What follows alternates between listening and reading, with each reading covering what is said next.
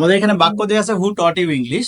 এই জায়গায় তোমাদের যে সমস্যাটা হয় সেটা হচ্ছে আমি ইউকে সাবজেক্ট ধরবো না ইংলিশকে সাবজেক্ট ধরবো। আগেই তোমাকে বলে রাখি, ইউকেও সাবজেক্ট ধরা যাবে এবং ইংলিশকেও ধরা যাবে, দুইটাই রাইট, কোনোটাতে ভুল নেই। তবে তুমি কোনটাকে উত্তর ধরলে সবচেয়ে বেশি পারফেক্ট হবে, খেয়াল রাখো ভার্বের কাছাকাছি যে অবজেক্টটা আছে এটাকে সাবজেক্ট ধরবে। আমরা দুইটা দিয়ে উত্তর দেখাই। হু থাকলে প্রথমত আমাদের বসে বাই হোম।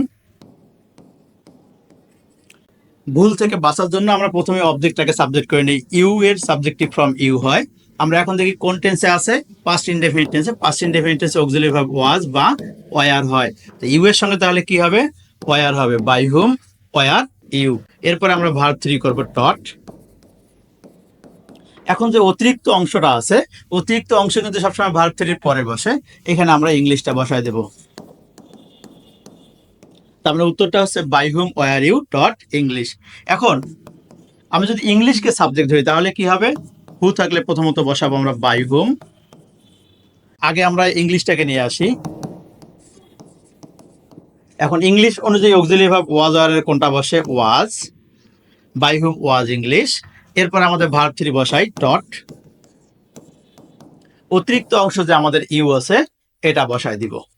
দুইটা উত্তরে right, by whom were you taught English অথবা by whom was English taught you.